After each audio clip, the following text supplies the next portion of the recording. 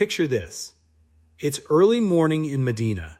The mosque is packed, people are praying, and then a curtain opens. Through that curtain, like sunshine breaking through heavy clouds, appears a face. The companions almost lost their prayer from pure joy, but they had no idea that would be the last time they ever saw him. Today I want to share something with you, something that still breaks my heart every time I think about it. The final days of Prophet Muhammad, peace be upon him. This is not just history. This is the story of the most beloved human being who ever lived and how he left this world.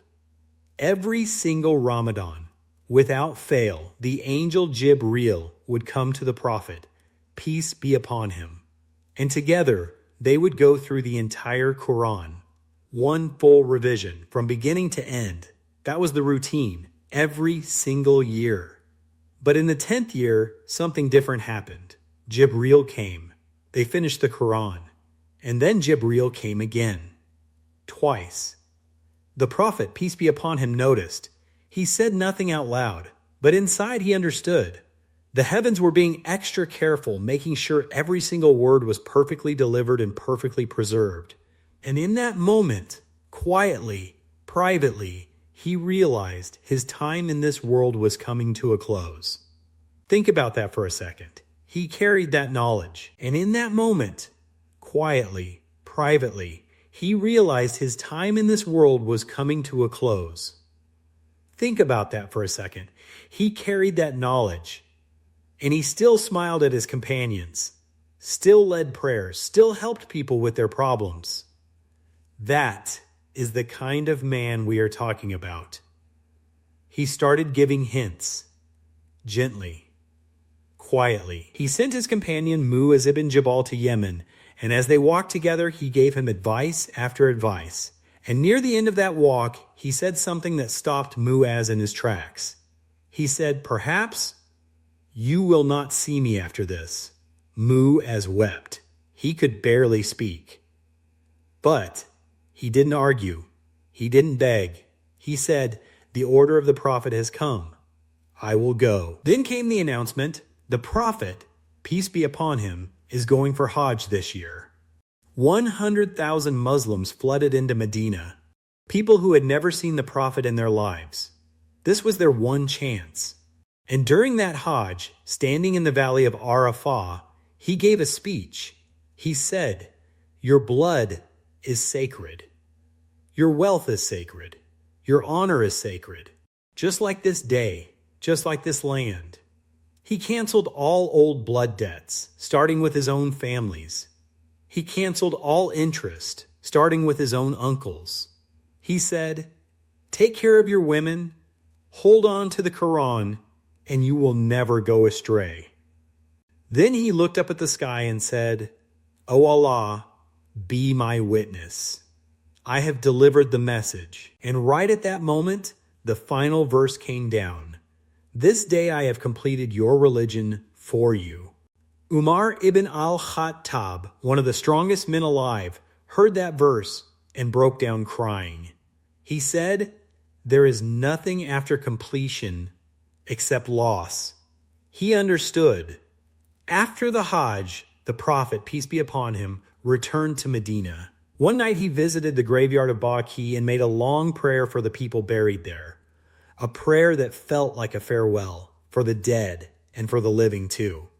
Shortly after, the fever came. Intense, burning. So hot that if you placed your hand on his turban from the outside, you could feel the heat through the cloth. For nearly 2 weeks he was ill, but even then, he led prayers. He gave advice. He judged between people. He visited his wives. Every single day he would ask, "Whose house am I in tomorrow?" His wives realized there was somewhere he wanted to be. They gave him permission to go wherever he wished. And so, held up by the arms of 2 companions, his feet barely touching the ground, he was carried to the house of Aisha. May Allah be pleased with her. That is where he would spend his final days. Aisha would recite prayers, blow on her hands, and then take his blessed hands and rub them over his body herself. Because she said, His hands are more blessed than mine. That was her love. That was her loyalty.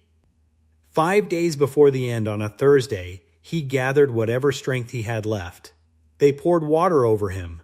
He stood. He sat back down. They poured water again.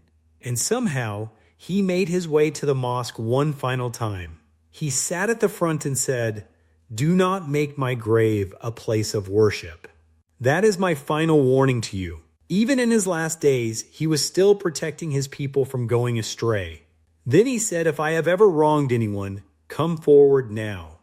Take your right from me today, not on the day of judgment.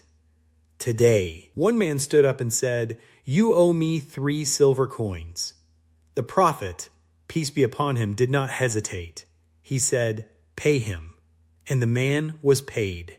Then he looked at his closest friend Abu Bakr, may Allah be pleased with him, and said, "The person I am most grateful to from his wealth and his companionship is Abu Bakr." Abu Bakr started to cry. People were confused, but Abu Bakr understood. He was the most aware of them all about what these words truly meant. Sunday came. He freed every person he owned as a servant, every single one. He had 7 gold coins left at home, and he kept asking, "Have you given those in charity?" Aisha said, "We were busy taking care of you."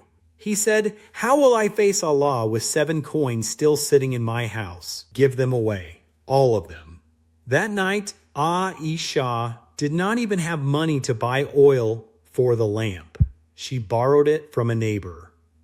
And then came Monday morning. The mosque was full. People were deep in prayer. And then the curtain of Aisha's room opened. His face appeared. The companions described it like a full moon, like sunlight breaking through on a cloudy day. The joy that filled that mosque, people almost lost their prayer. He smiled at them. He gestured, "Continue, keep praying." And he let the curtain fall. That was the last time the people of Medina ever saw him. Back inside the room, his head was resting on Aisha's chest. He kept going in and out of consciousness. His hand was in a bowl of water, and he would lift it and wipe it gently on his face. He kept saying quietly, "There is no God but Allah. Death has its struggles."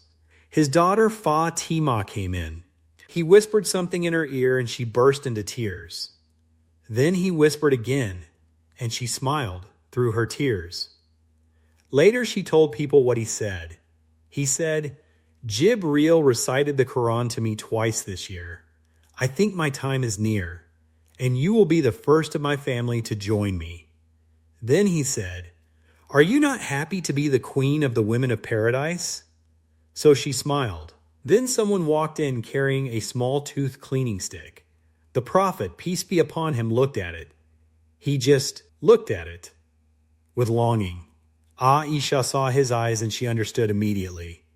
She took it, softened it, and gently, carefully, she cleaned his blessed teeth one final time.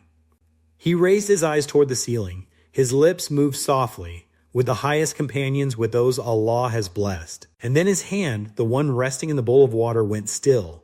Aisha knew. The room filled with a fragrance, a beautiful, unexplainable scent.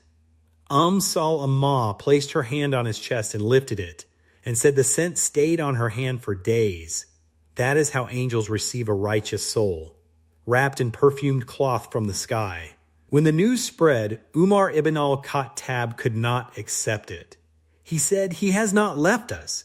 He has gone to his Lord, and he will return." He stood there, unable to believe what he was hearing. And then Abu Bakr arrived. He walked into the room. He saw him lying there, his face still glowing. He leaned down and kissed his forehead. He said, "Oh, my dear friend, you have tasted the death that Allah chose for you, and Allah will never make you taste it again." Then he walked out to the mosque and said, "Whoever was worshiping Muhammad, know that Muhammad has passed. But whoever was worshiping Allah, Allah is alive, and Allah will never die." Then he recited from the Quran, "Muhammad is only a messenger. Messengers before him have passed. If he dies, will you turn your backs?" Umar said, It was as if I had never heard that verse before in my life. His legs gave way. It was Monday, the 12th of Rabi al-Awwal. He was 63 years old. I sit with this story and I think, this man never held a grudge against anyone. He offered his back for anyone he may have hurt. He gave away his last coins.